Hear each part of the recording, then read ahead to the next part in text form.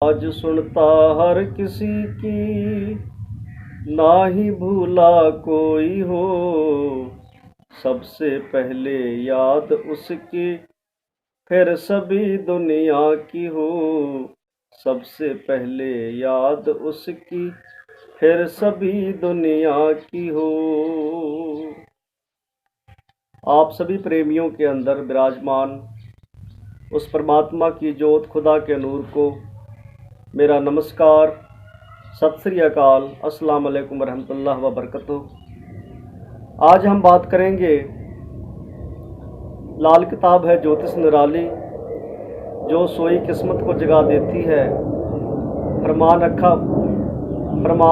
पक्का दे के बात आखिरी, दो लफ्जी से जहमत को हटा देती है।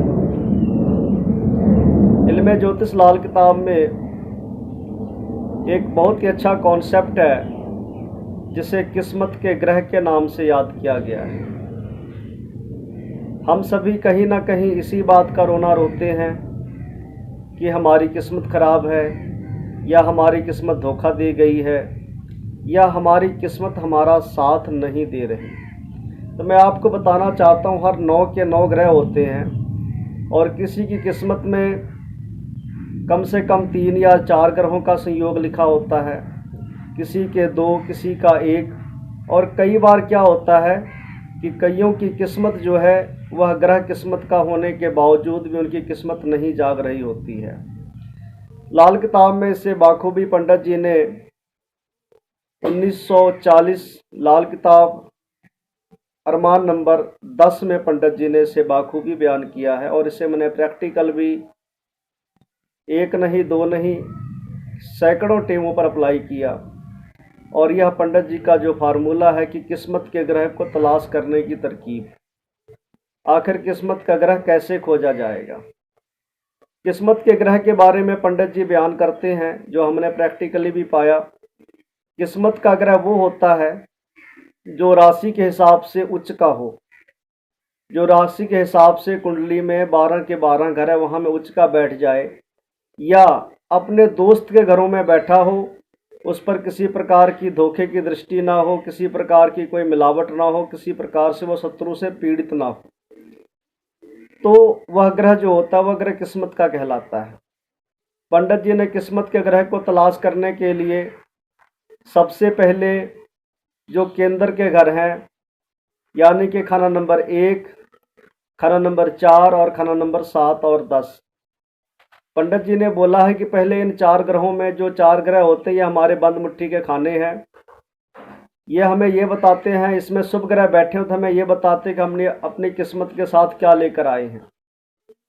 इसीलिए सबसे पहले किस्मत के ग्रह की तलाश होगी खाना नंबर 1 में, 4 में, 7 में और 10 में। अगर 1, 4, 7, 10 में भी किस्मत का ग्रह ना मिले, यानी कोई ऐसा अच्छा ग्रह ना मिले, तो उसके के बाद हम खाना नंबर 9 को लेंगे। खाना नंबर 9 में देखेंगे वहाँ पर कोई अच्छा ग्रह बैठा हुआ है या नहीं है। अगर खाना नंबर 9 भी खाली हो तो फिर हम किस्मत के ग्रह की तलाश खाना नंबर 3 में करेंगे।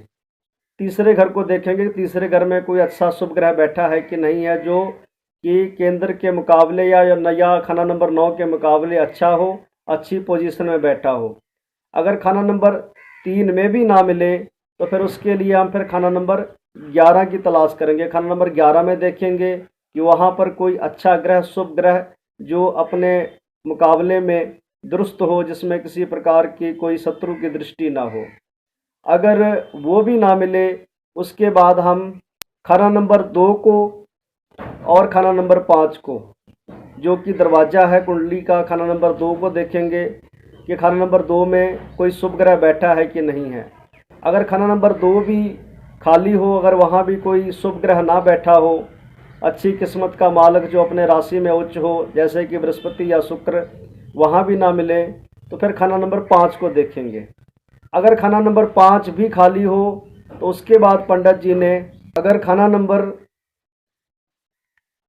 2 भी खाली हो, 5 भी खाली हो, वहाँ भी कोई अच्छी किस्मत का ग्रह ना बैठा हो, तो फिर हम खाना नंबर 12 में जाएंगे और खाना नंबर 12 में जाकर देखेंगे वहाँ पर कोई अच्छा ग्रह है या नहीं है। अगर ये सभी के सभी घर ही रद्दी हों या जो भी ग्रह हो वो दृष्टि में किसी न किसी शत्रु ग्रह की दृष्टि में आ गया है, तो फिर हम खाना नंबर 8 में जाएंगे। खाना नंबर 8 में किसी भी ग्रह को उच्च नहीं माना है, जो कि मौत का घर है। उस मौत के घर से हम दृष्टियों के हिसाब से देखेंगे कि जो ग्रह सबसे अच्छा है कुंडली में, चाहे वो किसी भी 12 ग्रहों में है, वो उनको देखें कहीं वो ऐसा तो नहीं, कहीं वो ग्रह रद्दी तो नहीं हो गया, या कहीं वह ग्रह पितृदोष के कारण नष्ट तो नहीं हो गया, कहीं उस ग्रह में किसी प्रकार की रुकावट तो नहीं आ गई। अगर इस प्रकार की रुकावट हो, सबसे पहले ग्रहों की तलाश में ये देखेंगे जो अरमान नंबर 27 है, जिसमें ग्रहों की पावर डिग्री दी गई है। जैसे सूरज के लिए 9 की पावर है, बृहस्पति के लिए 6 की पावर है, शनि के लिए 3 की पावर है, इसी प्रकार से राहु के लिए 2 की, केतु के लिए 1 की पावर है, मंगल के लिए 5 की पावर है, शुक्र के लिए 7 की पावर है, बुध के लिए 4 की पावर है, चंद्र के लिए 8 की पावर है। तो पावर के हिसाब से देखेंगे कि कोई ग्रह जो उनमें से भी दुरुस्त है, जो सबसे ज़्यादा पावर का होगा, उस ग्रह को किस्मत का ग्रह माना जाएगा। अगर किस्मत का ग्रह वो भी शत्रु से दृष्ट है या पितृदोष के कारण नष्ट हो गया है, तो ऐसे नष्ट ग्रहों की मदद के लिए पंडित जी ने भी उपाय बताए हैं कि यानी किस्मत के ग्रह जो हैं उसे कैसे जो है, उसके अगर नष्ट हो गया, मर गया, तो उसको कैसे दोबारा फिर से खड़ा किया जाए। दूसरी बात एक और है, अगर किस्मत का ग्रह मिल भी जाए, जैसे बाद के खानों में खाना नंबर 7, 8, 9, 10, 11, 12 ये जगह पर खाना नंबर 6 से जो बाद के घर हो जाते हैं, वहाँ पर अगर मिले और पहले घर उनके मुकाबले में खाली हो, तो ऐसे में वह ग्रह सोया हुआ माना जाता है। तो उस ग्रह को जगाने के लिए उस घर के ग्रह की मदद जो भी, या उसके दोस्त की मदद लेकर, जिसमें कि पंडित जी ने इसके लिए अलग से बयान किया है कि कौन सा घर किस ग्रह से जागेगा, मैं उसका भी बयान आपके सामने करता हूँ। जैसे कि खाना नंबर 1 को जगाने के लिए पंडित जी ने मंगल की मदद ली है। खाना नंबर 2 को जगाने के लिए पंडित जी ने चंद्र की मदद ली है। खाना नंबर 3 को जगाने के लिए पंडित जी ने बुध की। फिर खाना नंबर 4 को चंद्रमा की, सूरज को 5वें की, खाना नंबर 6 को राहु की मदद से, खाना नंबर 7 को शुक्र की मदद से, और खाना नंबर 8 को पंडित जी ने चंद्रमा की मदद से, खाना नंबर 9 को बृहस्पति से, खाना नंबर 10 को शनि से, खाना नंबर 11 को फिर बृहस्पति से, और खाना नंबर जो 12 होता है, जो कि उच्च केतु का घर है, वहाँ पर जो ग्रह है वह केतु से जगाया जाएगा। अगर इन घरों में किसी प्रकार की टकराव की आशंका हो, तो उनके दोस्त ग्रहों की मदद लेकर भी उन घरों को जगाया जाता है। घर का जागना, ग्रह का जागना, ये दोनों अलग अलग बातें हैं। लेकिन जब किस्मत का ग्रह है, अगर पहले घर सोए हों, पहले घरों में कोई ग्रह ना हो, तो वे जो हैं ग्रह सोए रह जाते हैं। यानी कि हमारे पास सिक्योरिटी तो थी, हमारे बॉडीगार्ड भी थे, सुरक्षा गार्ड भी थे, लेकिन डकैतों ने हमला किया, चोरों ने हमला किया, घर को लूट कर ले गए, क्योंकि जो हमारा सुरक्षा करने वाला था, जो हमारी रक्षा करने के लिए तैनात था, वो सोया हुआ था या वो नशे में था, जिसके कारण वो किसी प्रकार की मदद नहीं कर पाया, और जाते जाते चोर सब कुछ ले गए, हम भी देखते रह गए, और हमारी किस्मत के ग्रह भी हमें देखते रह गए। तो इसमें जब आपने 3 बातें इस पर आपने कंसीडर करनी है कि कुंडली के 12 ग्रहों में जो ग्रह सबसे उच्च हो, राशि में उच्च हो, किसी प्रकार से शत्रु की दृष्टि में ना हो, उसके बाद अगर वो कहीं भी ना मिले, फिर खाना नंबर 8 में आकर ये देखें कि उनके मुकाबलों में कौन सा ग्रह अच्छा है, और उसमें भी ये देखें कि जो अरमान नंबर 27 है, जो ग्रहों की पावर दी गई है, पावर के हिसाब से कौन का ग्रह उम्दा है। जो ग्रह उम्दा होगा वही ग्रह किस्मत का होगा।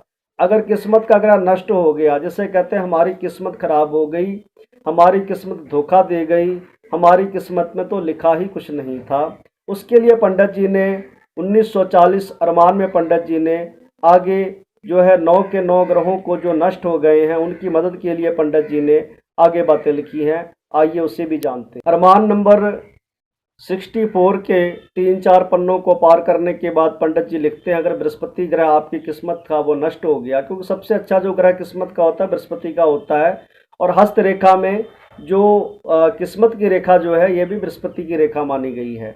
तो अगर बृहस्पति नष्ट हो गया है, तो पंडित जी ने वहाँ पर जो माथे पर पंडित जी ने केसर का तिलक करना, जर तिलक करना, और नाक का पानी खुश्क रखना। अगर किसी प्रकार से सर्दी जुकाम है, जो राहु की रुकावट होती है, उसके लिए राहु के उपाय द्वारा उसे दूर करके दवाइयों की मदद से, मंगल की मदद से उसको पंडित जी ने खुश्क रखने के लिए बोला। नाक का पानी जब खुश्क रहने लग गया तो अगर आप जर्द तिलक करते हैं, माथे पे केसर का हल्दी का तिलक करते हैं, तो इससे बृहस्पति जो है वो कायम हो जाता है।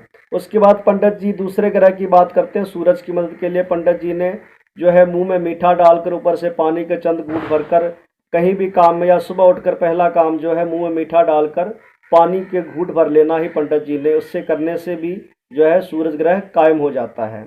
उसके बाद पंडित जी बोलते हैं जिसका चंद्र नष्ट हो गया उसके लिए बड़े बुजुर्गों की इज्जत, उनको सत्कार, उनके पैर छूकर आशीर्वाद लेना बड़े बुजुर्गों का भी चंद्रमा को कायम कर देता है।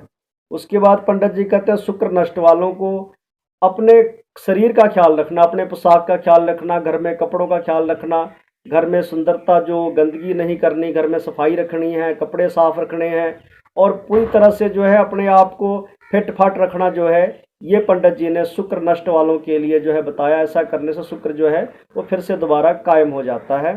दूसरी बात है कि मंगल जिनका बद हो गया, मंगल बर्बाद वाले को सूरमा सफ़ेद का इस्तेमाल, और जो बुध जिनका बर्बाद हो गया है, अगर बुध किस्मत का ग्रह था नष्ट हो गया, इसके लिए पंडित जी ने नाक छेदन करना और दांत को फिटकरी से साफ करना।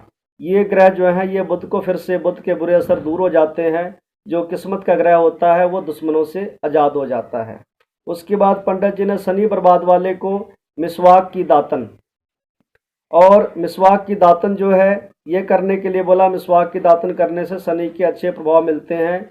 और जो काले कीड़े होते हैं उनकी सेवा, कौवे की सेवा, यानी ग्रहों के जो जो उनकी आसियाँ हैं उनकी मदद लेकर ही ग्रहों का इलाज करने के लिए पंडित जी ने बोला है। उसके बाद पंडित जी बोलते हैं जिसका राहु बर्बाद है, राहु बर्बाद वाले के लिए सिर पर चोटी कायम करना, या राहु बर्बाद वाले के लिए मैंने एक बहुत ही अच्छा उपाय मैंने अपने प्रैक्टिकली पाया है कि हमारे जो बुजुर्ग थे वह जब भी स्नान करते थे, स्नान करते वक्त जब भी शरीर पर पानी डालते थे तो परमात्मा का नाम लेकर ही शरीर पर पानी डालते थे। कहते हैं कि गंगा जल गोविंद गुरु नाम, जो परमात्मा का नाम है, जहाँ पर परमात्मा का नाम ले लिया जाए, बृहस्पति का नाम ले लेते हैं, वही पानी जो है गंगा जल बन जाता है। यानी कि बरसात के पानी से स्नान करना, या जो है सिर की चोटी कायम रखना, सिर की चोटी की जगह कायम रखना, और सुबह नहाते समय जो है परमात्मा का नाम लेकर नहाना, यानी कि वह पानी जो है पवित्र पानी बन जाए, गंगा जल बन जाए। इससे करने से भी जिनका राहु नष्ट हो जाता है, राहु को कायम करने में यह भी बहुत अच्छे उपाय काम करते हैं। उसके बाद पंडित जी ने जो है राहु के लिए बोला ससुराल से अच्छे रिलेशनशिप रखने, ससुराल वालों की इज्जत करनी है, क्योंकि जिनका राहु खराब हो जाए उनका शुक्र का फल भी खराब मिलता है, और शुक्र का फल खराब हो तो केतु का भी फल अच्छा नहीं मिलता, बृहस्पति का फल भी बर्बाद हो जाता है। तो केतु बर्बाद वालों के लिए पंडित जी ने कान में सुराख रखना, कान में जो है बाएं कान में, वैसे बाएं कान में जो है छेद करवाने चाहिए। जो भी लोग करवाते हैं कानों में छेद, हमेशा बाएं कान में ही छेद करवाना चाहिए। जो लोग दाहिने कान में छेद करवा लेते हैं उनका जो असर है इतना अच्छा नहीं मिलता, कई बार बैड इफेक्ट भी देता है। जब भी कान में सोना डालना है हमेशा बाएं कान में डालें सोना, और कुत्तों की सेवा करें। जो केतु ग्रह की आस्या हैं उन जीवों की सेवा करके, मदद करके, केतु ग्रह ये जो 9 के 9 ग्रह हैं इनको फिर से इनकी सेवा करके कायम किया जा सकता है।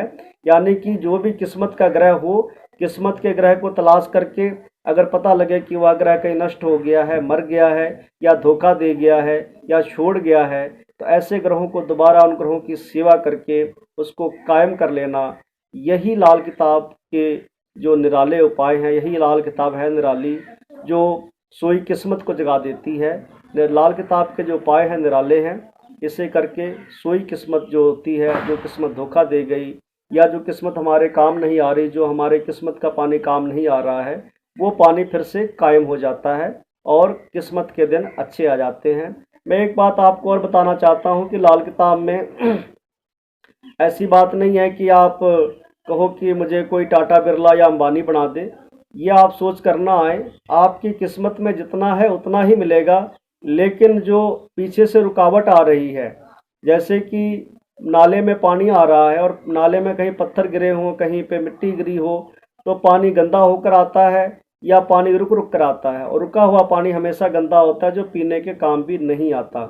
तो अगर उन रुकावट को दूर कर लिया जाए, जैसे पत्थर उठा के हटा दिए जाए, मिट्टी निकाल दी जाए, या कोई मरी चीज़ पड़ी है, गंदी चीज़ है, उससे अगर निकाल दिया जाए, तो पानी जितना आ रहा था उतना ही आएगा, लेकिन पानी की रवानगी बढ़ जाएगी, यानी कि जो मिल रहा है वो ढंग से मिलेगा। कहते हैं कि थोड़ा खाओ अच्छे से खाओ।